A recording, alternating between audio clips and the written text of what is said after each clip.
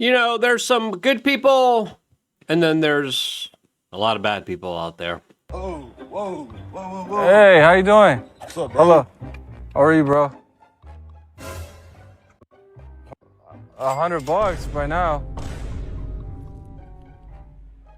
As I would argue, Charlie Kirk was overall a very good guy, as his assassination has left a lot of people on the right very confused. There's a major vacuum of power, there's a lot of infighting, and this big umbrella movement that he held together no longer is there. As a lot of people are left scratching their heads trying to understand what's happening here, especially when we have an ever so unaccountable FBI that, of course, can't officially be reined in.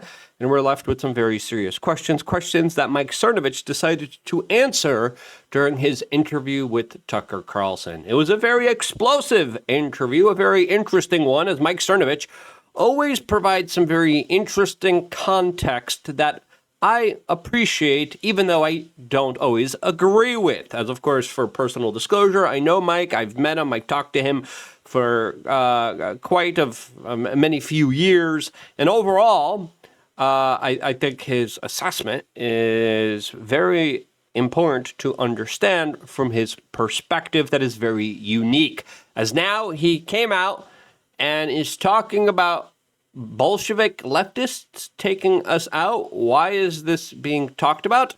As, of course, the two delved into some deep history lore and went down the rabbit hole talking about MKUltra as well, and who was responsible for taking out Charlie Kirk, really.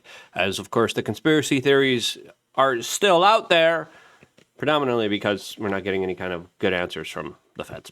Anyway, if you appreciate these type of conversations, subscribe, click the notification button. I think these types of conversations are more important than ever. And if you agree, click that notification button. It means a lot to us, especially on this new channel that's doing incredibly well and doing a lot better than the main channel that has a lot of blocks on it. This one doesn't. As, of course, Mike Cernovich just took to his Twitter page and says, quote, "We took some very strange turns here, but it was my first long form in almost a year and a half. I don't like doing podcasts and wanted to leave people with something to consider." As Tucker Carlson posted it here, and a lot of people are upset with Tucker Carlson, and of course they're using this interview. They're using what they can in order to attack him. We talked about this in yesterday's video as well on the main channel, that Tucker had a take here that I've disagreed with. That we went over with this kind of battle with Ben Shapiro. And again, it's okay to disagree. That's what I love about being able to have different perspectives, because you could actually ponder and think about them.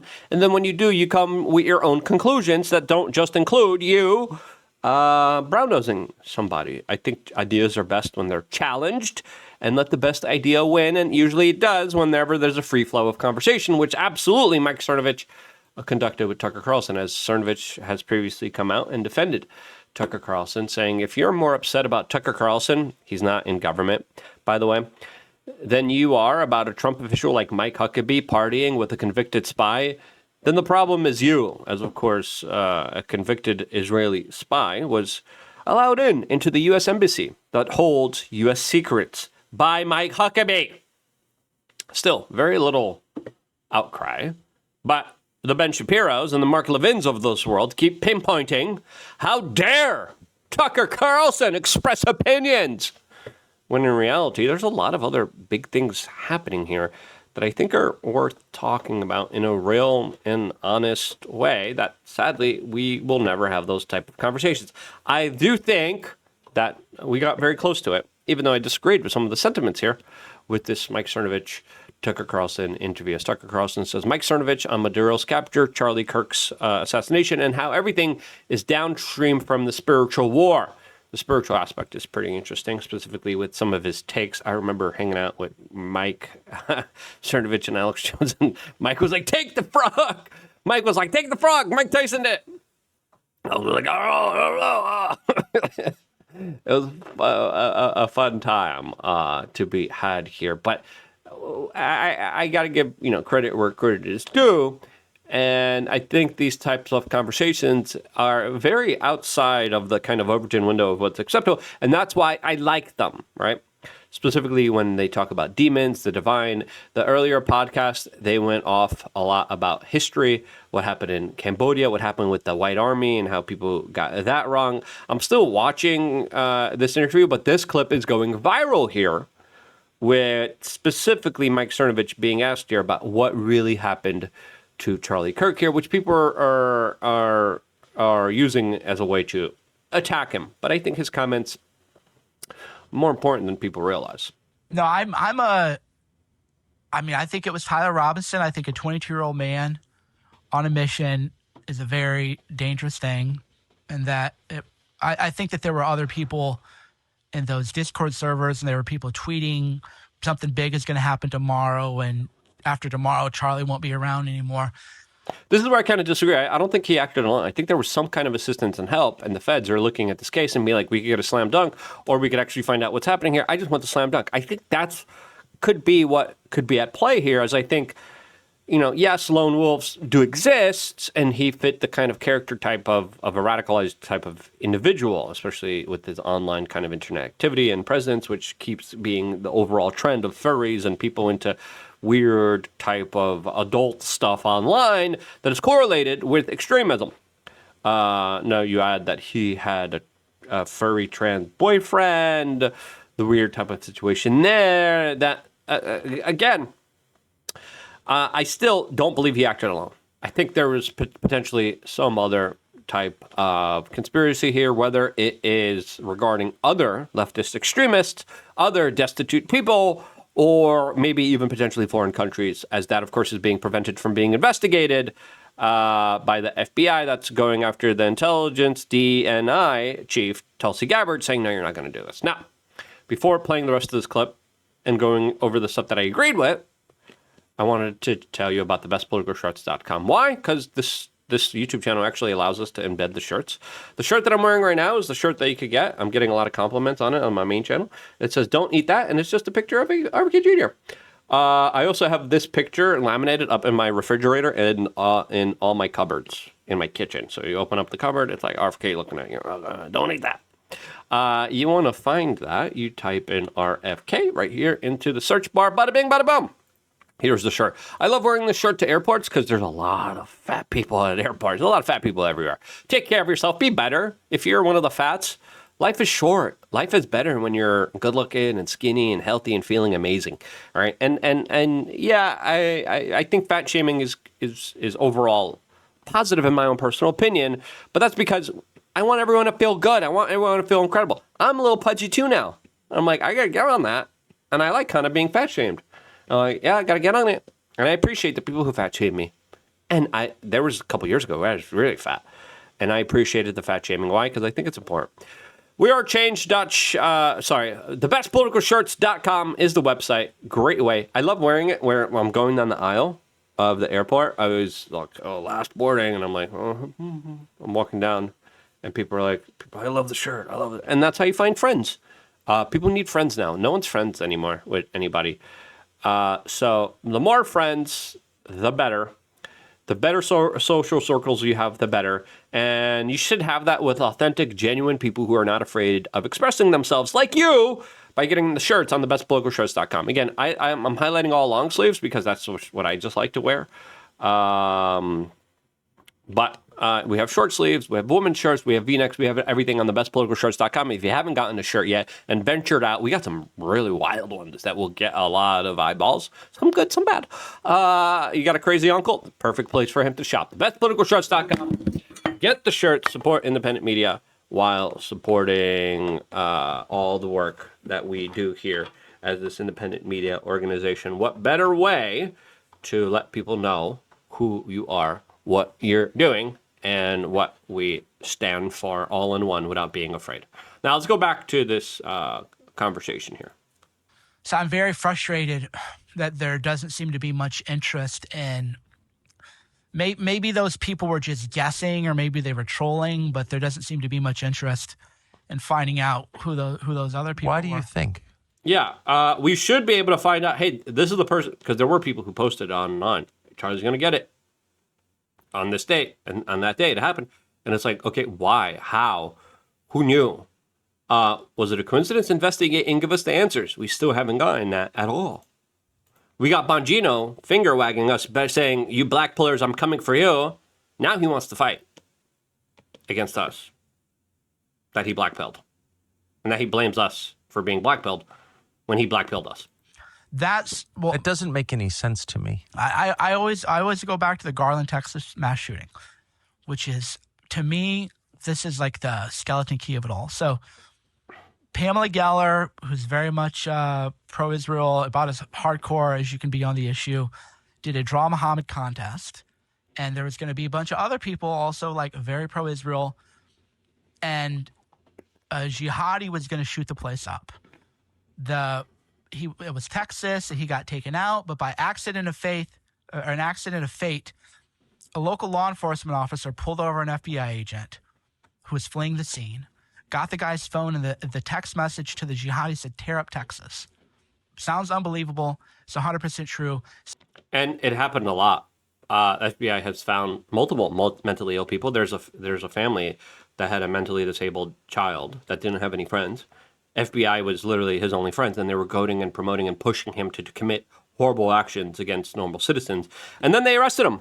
Like, look, we got this hardened criminal. And it's like, no, the guy was lonely. He was only doing it because he only had you to talk to, no one else. That's incredibly cruel and evil. Of course, there's a lot of other mentally ill people that they set up. And listen, when looking back at previous events, there's no way that they weren't on their radar or in communication with them, which makes you think that, yeah, they just kind of let him loose. Why? Because it provides the perfect context and pretext to create the problem, reaction, solution, Hegelian dialectic of using the government as an excuse to go after every aspect of your own personal civil liberties that they get to tear away because of the problems that they helped create. So Mike Cernovich isn't wrong here. He's absolutely right. Senator Grassley has asked for information twice from Ray and Garland, has been stonewalled. I don't know why Kash Patel won't release it. Yeah, why won't Bongino release it? Bongino, what's up? Oh, you're too busy retweeting cat turd? You're too busy attacking Thomas Massey to get to that. You were at that FBI. What happened? Tell us what happened. As there are multiple cases of entrapment that do happen. I've asked everybody up as high up the food chain as you can get why we can't get it. And what's the answer? My belief is that that MK Ultra never ended, COINTELPRO. MK Ultra was, of course, the mind control experiments they conducted. Yeah. Listen, he's not wrong.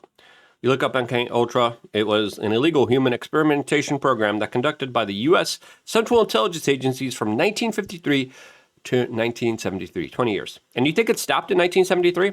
The Church Commission hearings, which we need to bring back immediately, happened. And then a lot of the stuff was exposed, especially when it came to CIA being at the helm of the corporate media.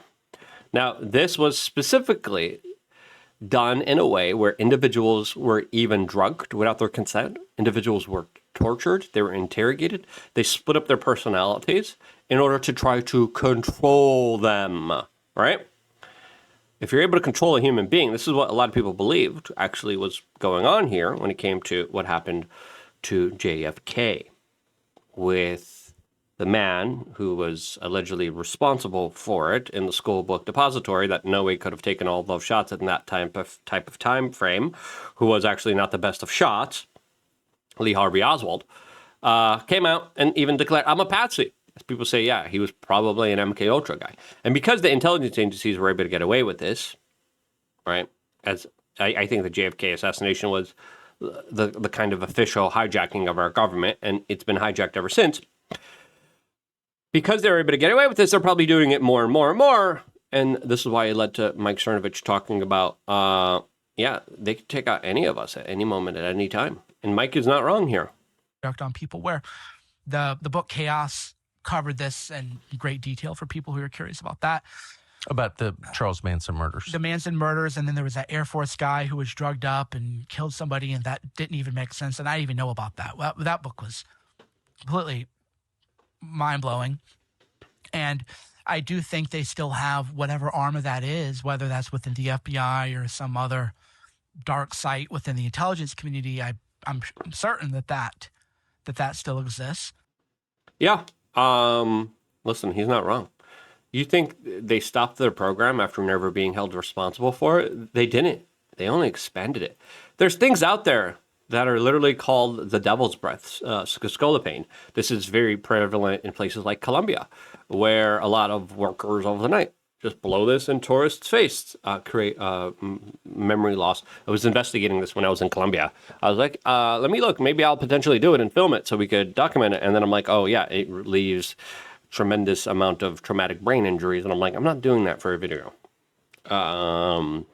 But under this devil's breath, this scopolamine, people are literally in a zombie state. They're told to do something, they do it, and they never remember. And they wake up with a hangover and brain damage.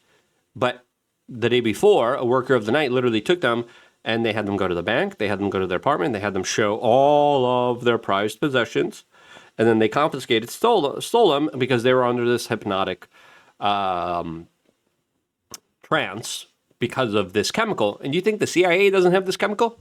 You think the CIA doesn't use it, hasn't weaponized it, hasn't reverse engineered it to be enacted in a radio wave form, to be implemented in people's minds, to be in their bodies? And then when it is,